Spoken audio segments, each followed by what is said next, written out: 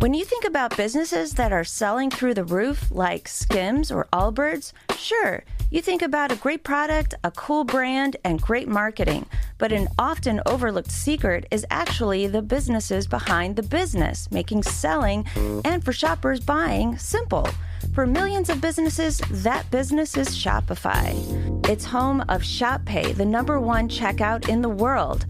You can use it to boost conversions up to 50%, meaning way less carts going abandoned and way more sales going through to checkout. Upgrade your business and get the same checkout Allbirds uses. Sign up for your $1 per month trial period at shopify.com/income, all lowercase. Go to shopify.com/income to upgrade your selling today. Shopify.com/income. The Presidencies of the United States is a proud member of the Evergreen Podcast Network. It is hereby made known to the world that I, David Porter, a captain in the Navy of the United States of America, and now in command of the United States frigate, the Essex, have, on the part of the said United States, taken possession of the island called by the natives Nuahiva, but now called Madison's Island. Our rights to this island, being founded on priority of discovery, conquest, and possession, cannot be disputed. But the natives have requested to be admitted into the great American family, whose pure Republican policy approaches so near their own, and in order to encourage these views to their own interest and happiness, I have taken on myself to promise them they shall be so adopted that our chief shall be their chief. Captain David Porter, 19 November 1813. Porque los sucesos hayan sido parciales y alternados, no debemos desconfiar de la fortuna. Just because events have been partial and alternating, we should not despair of fortune. En unas partes triunfan los independientes mientras que los tiranos en lugares diferentes obtienen sus ventajas. ¿Y cuál es el resultado final? In some places, the independents triumph, while in others, tyrants gain their advantages. And what is the final result? ¿No es el nuevo mundo entero, conmovido y armado para su defensa? Is not the entire new world stirred and armed for its defense? Echemos una ojeada y observaremos una lucha simultánea en la inmensa extensión de este hemisferio. Let us take a look, and we will observe a simultaneous struggle across the vast expanse of this hemisphere. Simón Bolívar, Carta de Jamaica, 6 de septiembre 1815. Simón Bolívar, Letter from Jamaica, 6th of September, 1815. What could I think of revolutions and constitutions in South America? A people more ignorant, more bigoted, more superstitious, more implicitly credulous in the sanctity of royalty, more blindly devoted to their priests, in more awful terror of the Inquisition than any people in Europe, even in Spain, Portugal, or the Austrian Netherlands, and infinitely more than in Rome itself. John Adams to James Lloyd, March 30th, 1815.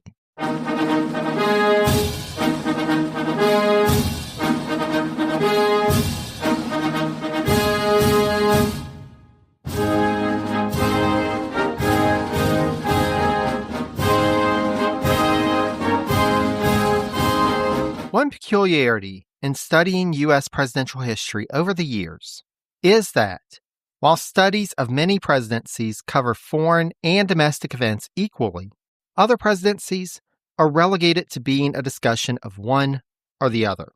While some aspects of foreign policy are discussed in standard accounts of the Monroe Doctrine, it seems to be all focused on the doctrine itself, rather than a larger discussion of the administration's policy for the years of Monroe's terms.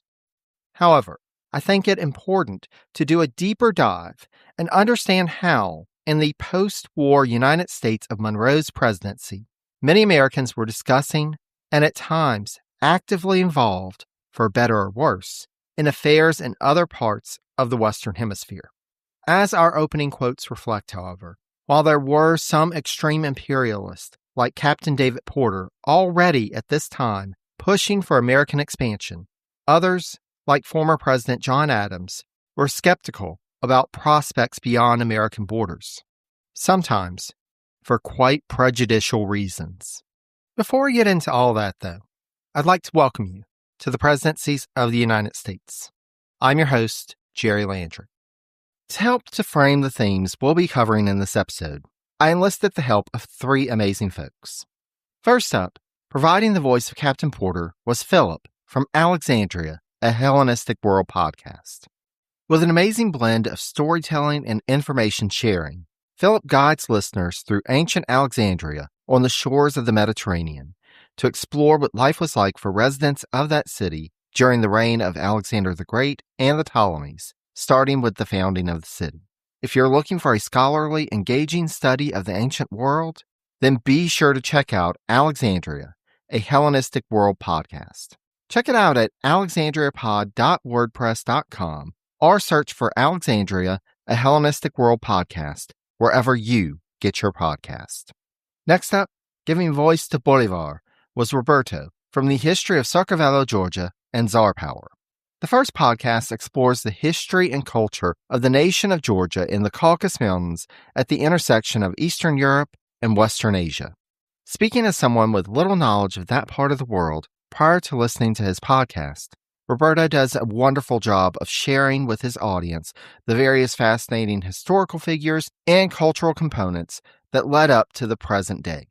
On Tsar Power, Roberto is joined by his co-host Aurora, and the two explore the history of the rulers of Russia from Rurik to Putin. From the Varangian rulers of Kiev to the Russian Federation, this journey through Russian history is one not to be missed.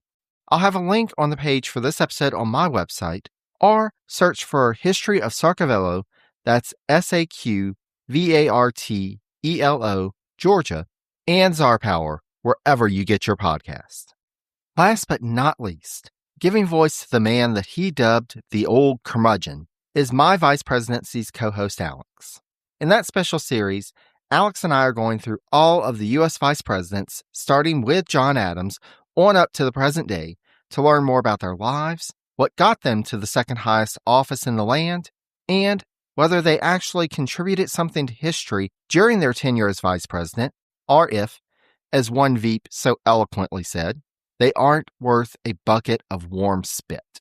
You can check out all the currently released episodes of Vice Presidencies on my website, presidenciespodcast.com. So let's start with our first opening quote from Captain David Porter. While it's beyond the scope of this episode to go into all the details of Porter's career, and yes, I am thinking of doing a special episode on him in the future, what we need to know about him now is that he had served in the U.S. Navy since 1798 and had been captured by Algiers during the First Barbary War in Jefferson's administration. After serving as naval commander in New Orleans for a time, Porter had secured command of the USS Essex in 1810. The Essex was already a famed ship in the U.S. Navy, being the first U.S. naval vessel to round the Cape of Good Hope in Africa to get to the Pacific. But Porter, during his command, would bring this ship and its crew more fame.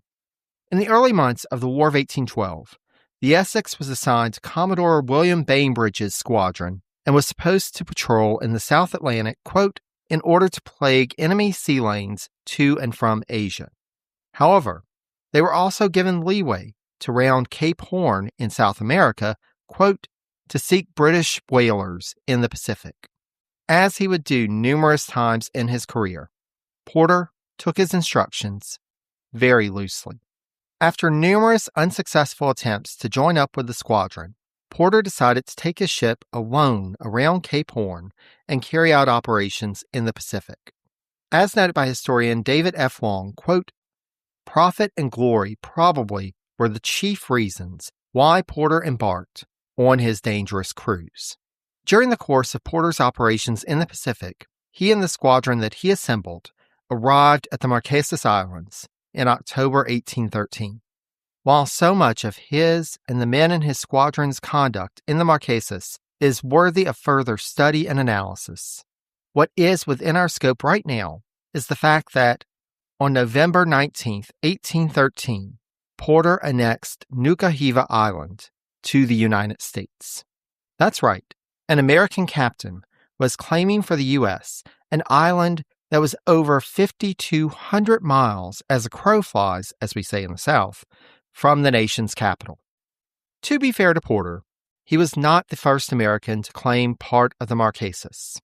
In 1791, an American captain named Joseph Ingraham, without even landing on the islands, but not finding them on English or Spanish maritime charts, started naming them after prominent Americans. The Washington Islands, as he called them, were named after John Adams, John Hancock, Henry Knox, and others.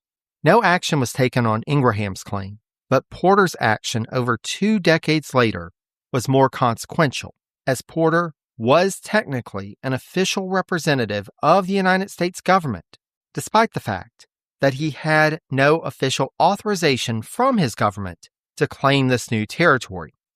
Despite this, he did take it upon himself to rename the island as Madison's Island and named a few features around the island.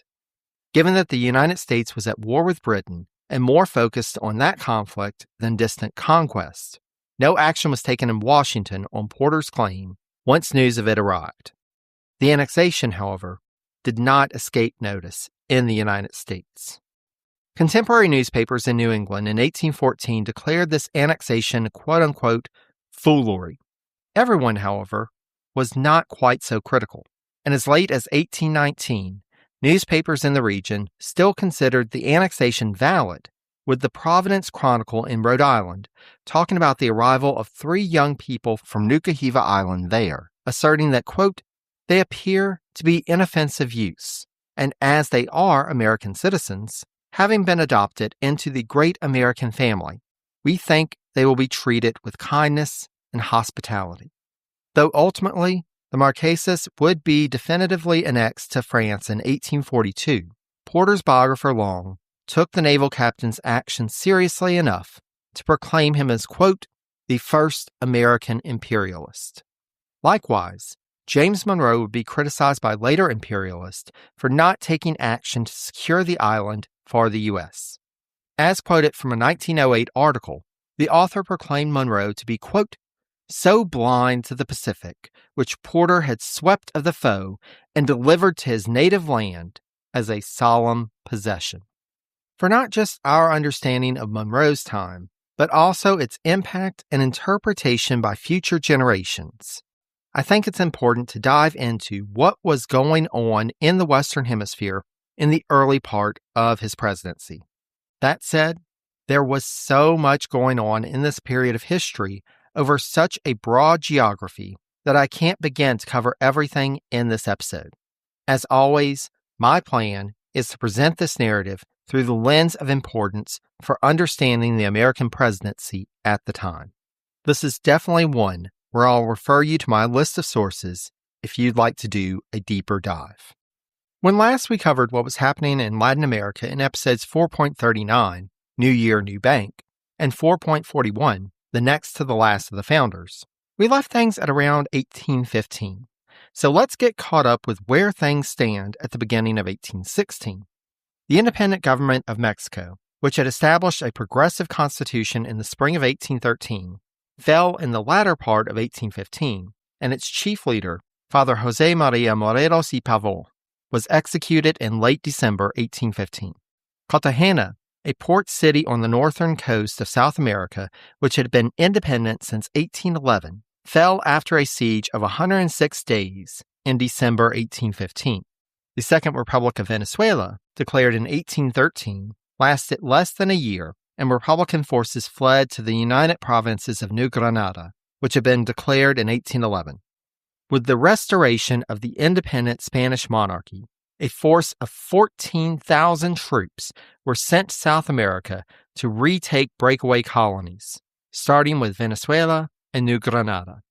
The man who had already been proclaimed the liberator, Simón Bolívar, fled to Haiti to regroup and seek more support. Haiti was still independent, but at this point, it was divided into 2 nations. The Republic of Haiti, which was the land from Port-au-Prince south, and the Kingdom of Haiti, ruled by King Louis I. Bolivar based himself in the southern portion and promised, in return for the aid of the government of President Alexandre Pétion, to declare the emancipation of all slaves in Spanish America. Returning to the remaining Venezuelan Republican stronghold of Margarita in May 1816, Bolivar issued this emancipation decree in June of that year as he prepared to try to push back the Spanish forces. This is what we've covered thus far, but we'll also have to bring in a couple of other players on the independence movement side of things as they will become relevant in the Monroe administration. First, in what is now Argentina, the United Provinces of the Rio de la Plata had declared their independence in 1810 by overthrowing the Spanish viceroy and swearing in their own junta. However, this new governing body would struggle to establish its authority outside of Buenos Aires, and due to regional and economic circumstances and events far beyond our scope to cover, the important thing to know is that the situation in the southeastern portion of South America was rather chaotic at the beginning of 1816. However, with the election of a dictator in May 1816, the area entered into a period of more stability. To the west in Chile, a few months after independence was declared in Buenos Aires in 1810, prominent leaders in Santiago called for a Cabildo Abierto to explore options of how to address the despised colonial viceroy of Chile. Soon enough, they voted, quote, to create the first national government, starting with a junta. However, they declared their allegiance to Spanish King Fernando VII rather than declaring independence. This did not mean, however, that they would continue to submit to colonial rules as they had been. When the National Junta decided in November 1810 to push for opening up international trade, they got pushback from Spanish merchants in the colony who feared losing their monopoly on trade. Regardless, on February 21, 1811, the junta unilaterally declared 4 of Chile's ports open to international trade. In the decree, while still proclaiming loyalty to the Spanish crown, they also paraphrased language from the U.S. Declaration of Independence by asserting that, quote, all men have certain inalienable rights granted by their Creator in order to achieve happiness, prosperity, and welfare. Slowly but surely, they were inching closer to full independence. Meanwhile, the United States was not just sitting on the sidelines waiting to see what happened. As early as 1811, President Madison had sent an agent to the southern portion of South America to get a sense of what was happening on the ground. Madison's agent is someone who will be popping up in our narrative more and more as time goes on, a young South Carolinian named Joel R. Poinsett. Poinsett was born in Charleston on March 2, 1779, in the midst of the Revolutionary War. Poinsett's father had initially supported the Patriot cause, but after British victories in South Carolina, Dr. Elisha Poinsett decided to recommit to allegiance to Britain, and in 1782 moved his family to England for a few years. Ultimately, though, the Poinsetts returned to South Carolina and resumed their prominent role in society in the state. After beginning his education in the U.S., Joel ultimately traveled to Edinburgh in Scotland, where he planned to train to become a doctor like his father. He used the opportunity while on that side of the Atlantic to travel to Portugal, and thus embarked upon a life full of travel. Upon returning home, after being dissuaded by his father from pursuing his new plan of joining the army, Joel instead trained in law. Little did anyone know at this point, however, the young Poinsett would not be done with the idea of a military career. Poinsett spent most of a decade traveling around Europe before returning to the U.S. and offering himself up for military service. However, he found that the leaders in Washington, D.C. were just as concerned about what was happening in Spanish North America as they were with European affairs, and saw promise in this young South Carolinian who was well-traveled and, despite not being an official diplomat, had made quite an impression on prominent figures across Europe. It was in this way that he ended up an agent dispatched south by the Madison administration. However, Poinsett didn't just look out for American interests while in Buenos Aires and Santiago. He got heavily involved in the Chilean independence movement and became an open advocate for the dictatorship of José Miguel Carrera. Poinsett took it upon himself to found the first newspaper in Chile dedicated, quote, to spreading revolutionary principles, and also wrote a new constitution for the nation. As if that wasn't enough, Poinsett took command of Chilean military forces and led them into battle in 1813 to free the crews of 12 American whaling ships that had been captured by Peruvian royalists. While it's beyond the scope of this podcast to go into too many details, just know that the time of Carrera's dictatorship, or, as he was officially known, president of the Chilean Governing Council, was not an easy one. Not only was Carrera and his supporters fighting against Spanish loyalists, there was also infighting in the independence movement. Carrera's main rival was Bernardo O'Higgins, the son of an immigrant from Ireland who had served as governor of Chile and viceroy of Peru. The two, Carrera and O'Higgins, would join forces occasionally, but it became clear that they had different visions for Chile's future. Meanwhile, in the midst of the instability in the Rio de la Plata, emerged a leader named José de San Martín. San Martín was born in the northeast of what is now Argentina and had seen military service during the Peninsular Wars back in Europe. Now, he was ready to lend his talents to the independence movement back home. San Martín worked not only to consolidate his control in the Rio de la Plata, but also had a vision for a larger independence movement, and thus formed an alliance with Bernardo O'Higgins. After the Congress in Buenos Aires officially declared independence on July 9, 1816, San Martín decided the time had come to liberate Chile. Carrera's government had been struggling since February 1814, and Poinsett, given his strong support and close relations with Carrera, had been ousted from Chile by June. While Carrera rallied support and had a brief resurgence in July, a Peruvian royalist invasion later in the year resulted in the Spanish retaking Santiago, and Carrera was blamed for the loss. By early 1816, Carrera had made his way to the U.S. seeking support, but he found that his previously erstwhile ally Joel R. Poinsett had cooled on it. Though Carrera was able to find some support in Washington for his cause, with Commodore David Porter in particular coordinating efforts to back Carrera, ultimately, he was never able to get the resources that he needed to return to Chile and take back control. Meanwhile, San Martín and O'Higgins in early 1817 led a force across the Andes from the Rio de la Plata and were able to rout the royalist forces in the Battle of Chacabuco. By the next year, the royalists were driven back to Peru, and the independence forces were back in control of Chile. Akin to what we'll see with Bolivar, San Martín was initially offered the role of Supreme Dictator of Chile, which he refused, and it was subsequently awarded to O'Higgins. As these events were happening, we should note that there were supporters of the San Martín-O'Higgins coalition, as well as the Carreristas, operating in Washington, D.C., on the behalf of their respective factions. And as noted by historian David Long, it was in the midst of this that, quote, the first pressure group in the United States for the support of a South American state was formed.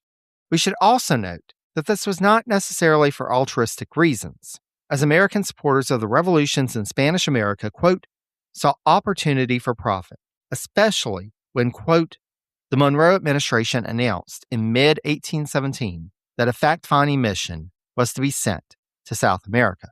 We'll come back to this mission in future episodes, but for now, let's shift back up closer to the United States by looking in on what was happening on the nation's southwestern border.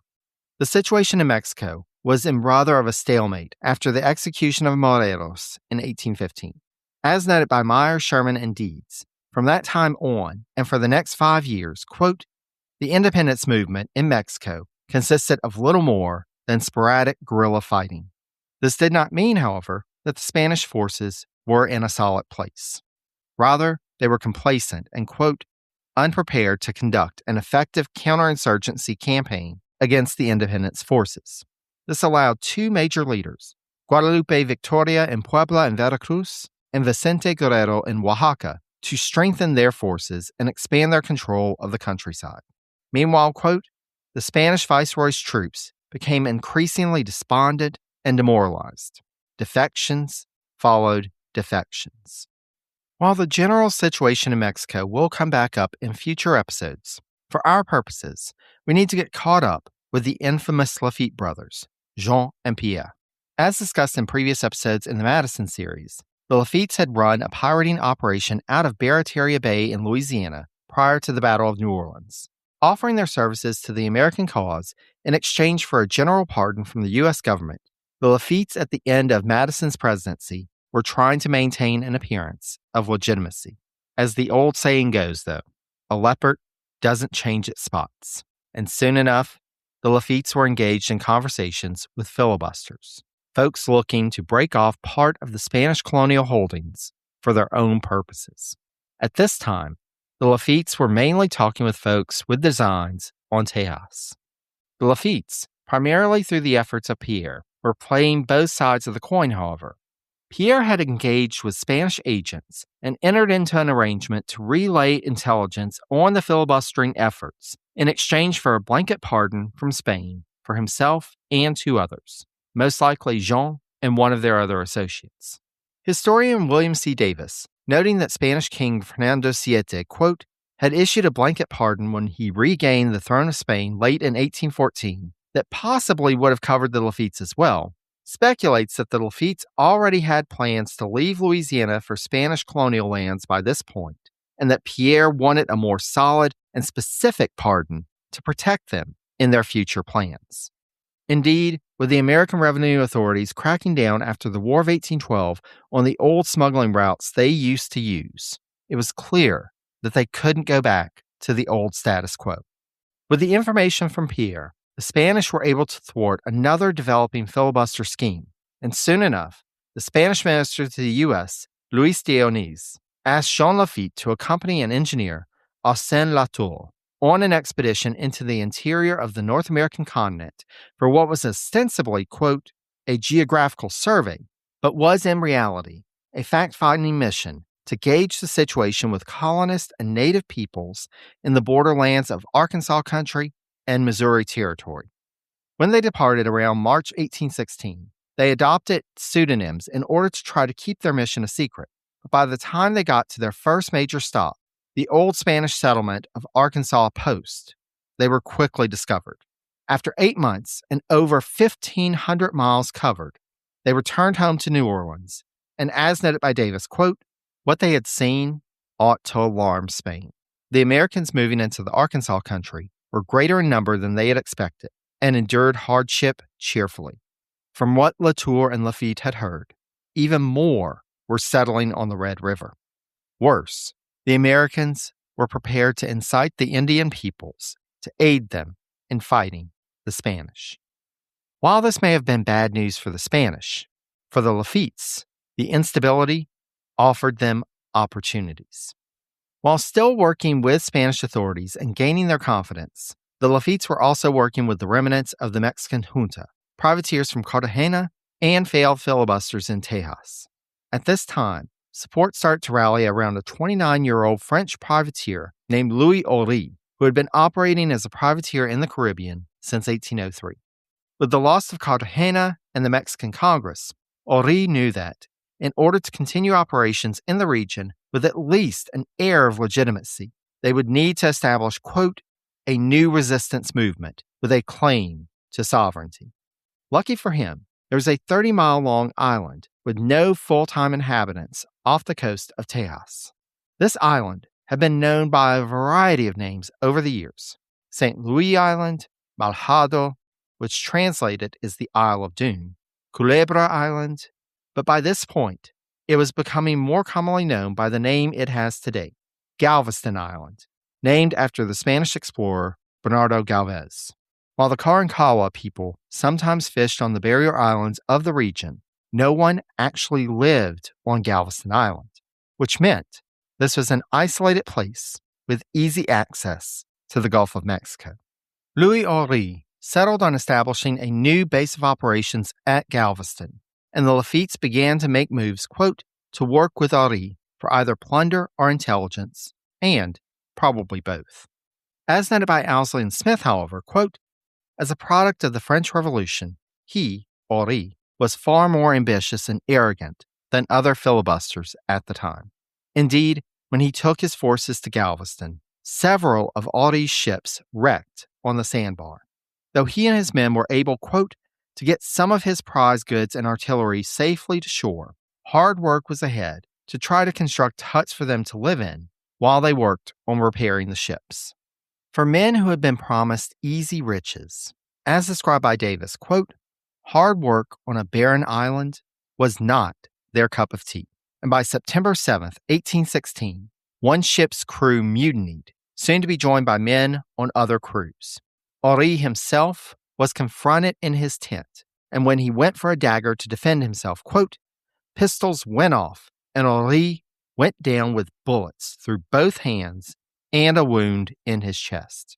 With him incapacitated, the mutineers loaded most of the prize goods onto 3 ships, set another vessel ablaze to discourage pursuit, and sailed off. Imagine the surprise of one of Henri's chief conspirators when he arrived on September 9th to find the adventurer badly injured and operations on Galveston in shambles. Still, on September 13th, Galveston was declared, quote, a port under the non-existent authority of the now defunct Mexican Congress by one of their agents who had operated out of New Orleans, and a government was established. Soon enough, however, Henri was at odds with another leader in the filibustering circles, General Francisco Xavier Mina, refusing to let him land in Galveston when he arrived in November 1816 due to Henri's concerns that Mina and his military command may take over Henri's struggling settlement.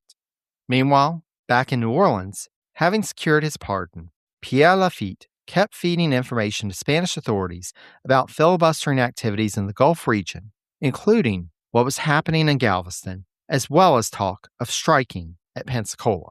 In late February 1817, the Lafittes began to set a plan in motion. Jean would travel to Galveston, quote, under the guise of a mercantile voyage, which would allow him to coordinate with Henri and Mina on the ground, while also, quote, scouting the military resources on the island. By mid-March, Jean Lafitte was off and arrived in Galveston before long. By this point, Mina had set his mind on a new expedition to Mexico rather than the Pensacola venture that had been proposed by some of the cabal of filibusters earlier in the year.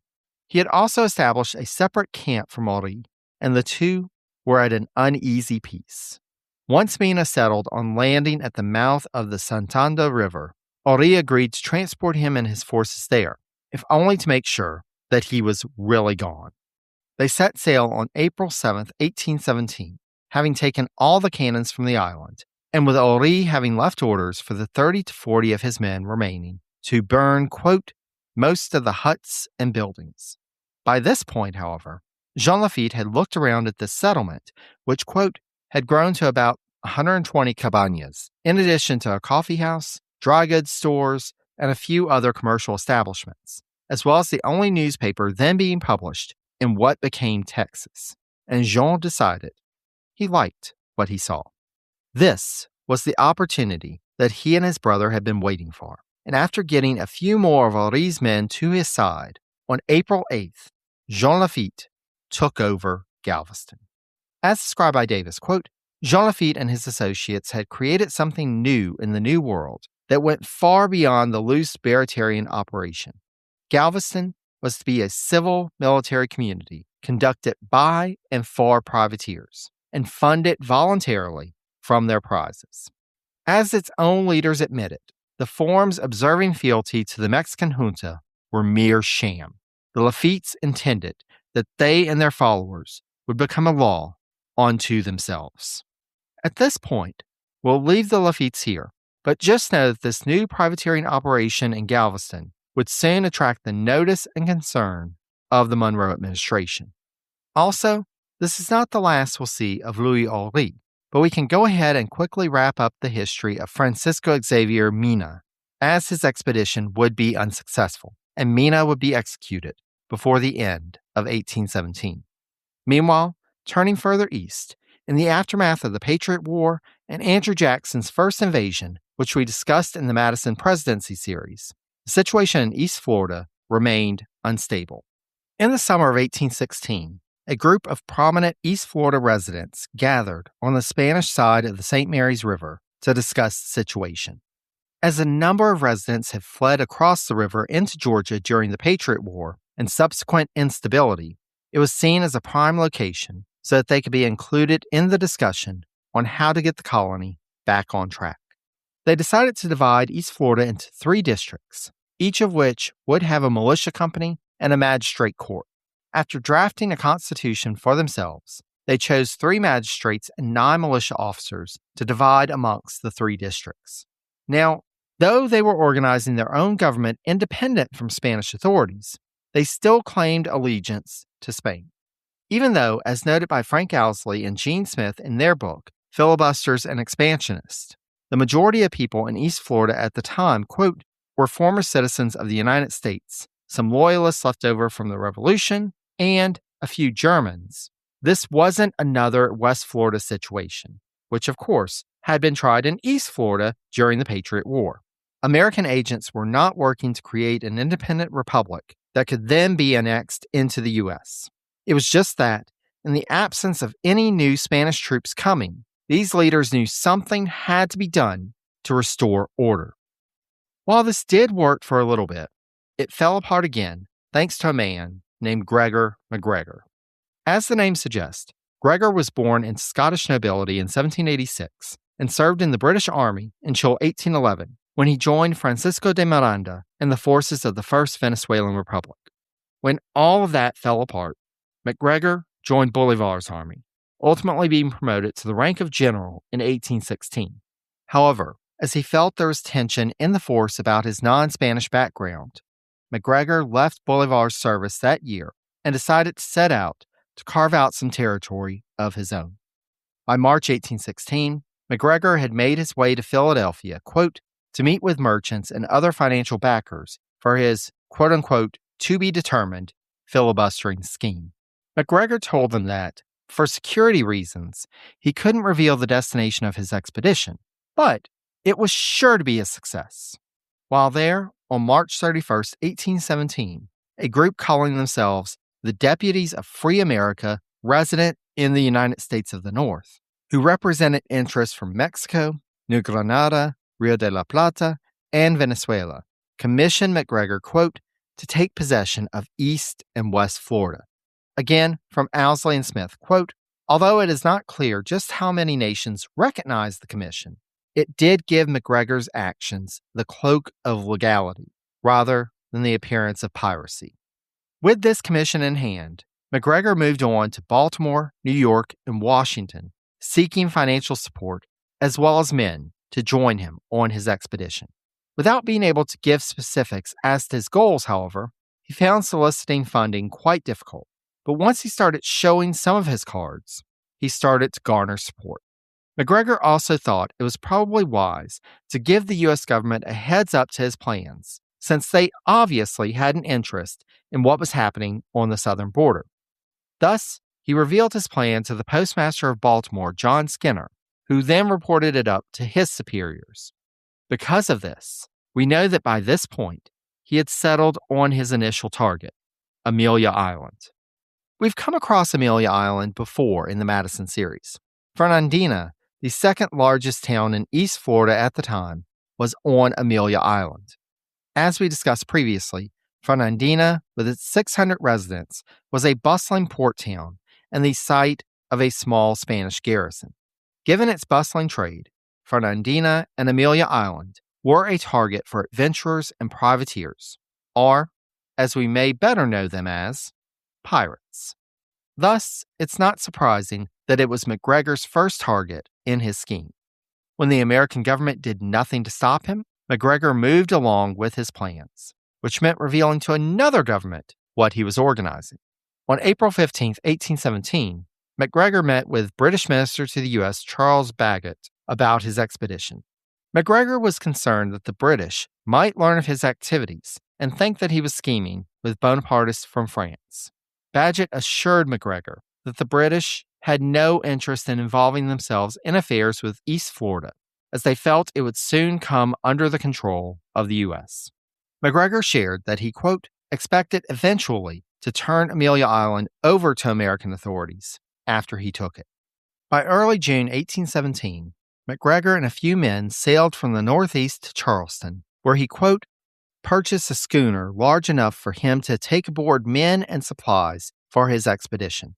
From there, he set up a base of operations near Darien, Georgia, at the mouth of the Altamaha River, about halfway down the Georgia coast, to gather and train his forces. He continued recruitment efforts in Savannah, but finally, with 55 men, he felt that he had a large enough force that he could succeed in his scheme. The Spanish garrison on Amelia Island had 54 officers and soldiers, as well as a militia of around 50 men. As described by Owsley and Smith, quote, the town had a fort, 2 blockhouses, and a fairly substantial battery of guns ranging from 4 to 16 pounders, but the equipment was likely not in pristine condition. Still, McGregor was not taking any chances. Thus, on June 28th, quote, he advanced all of his men out of the woods and over an open marsh where they would have been easy targets. He scattered them like pickets in front of a supposedly larger force that presumably remained in the woods. In other words, he was trying to fake them out. And it worked. The Spanish advance agent reported back to the commander at Fernandina, quote, that McGregor had 1,000 men. So the commander, quote, ordered his troops not to fire on the advance party and surrendered to McGregor once they reached the fort. In violation of the commander's orders, 1 shot was fired by one of his men, but that was it. Soon enough, McGregor raised his flag, described as, quote, a green St. George's cross on a white background called the Green Cross of Florida over Fernandina, and Amelia Island was his. Ahead of the invasion, residents had done what they could to secure their property in a safe place and evacuate, so Fernandina was largely empty when McGregor and his troops marched in. After organizing a government for Amelia Island, McGregor turned his attention to Phase 2 of his plan, taking all of East Florida. This meant he had to consider how he was going to take St. Augustine, which had been the sticking point in the Patriot War, as we discussed in the Madison series. As noted, when the Patriot forces tried to invade, St. Augustine was a much more defensible position than Fernandina. Initially, McGregor had the element of surprise, but he did not take advantage of it. Instead, he dug in at Amelia Island, trying to shore up his garrison there. The longer they waited, the more the forces under him bristled, and soon enough, desertions started ramping up. With both his military force and financial resources dwindling, while Spanish forces in St. Augustine received reinforcements, McGregor ultimately left the island on his ship on September 9th. He went back to England at the end of 1817 to raise more funds and recruits to continue his expedition to take East Florida. One of the people that he recruited to this end was his former lieutenant, a man named Robert Christie Ambrister. You might want to put a pin in his name, as we will come back to him before too long. Back on Amelia Island, McGregor had left Jarrett Irwin in charge, and the morning after McGregor's departure, the governor of Spanish East Florida, Jose Coppinger, with, quote, a force of some 350 militia and Cuban black troops supported by 2 Spanish gunboats, attacked and forced Irwin and his men to retreat into Fernandina. While Irwin led raids, quote, up the Amelia River on several plantations that the Spanish had been using as bases of operations, and ultimately forced Coppinger's troops to retreat, it soon became clear that they could expect little but to hold Amelia Island until McGregor returned, hopefully with reinforcements. Imagine their surprise, then, when Louis-Michel Aury arrived with a force of 130 on September 17th. That's right. This is the same Aury who earlier this episode was at Galveston Island in the Gulf.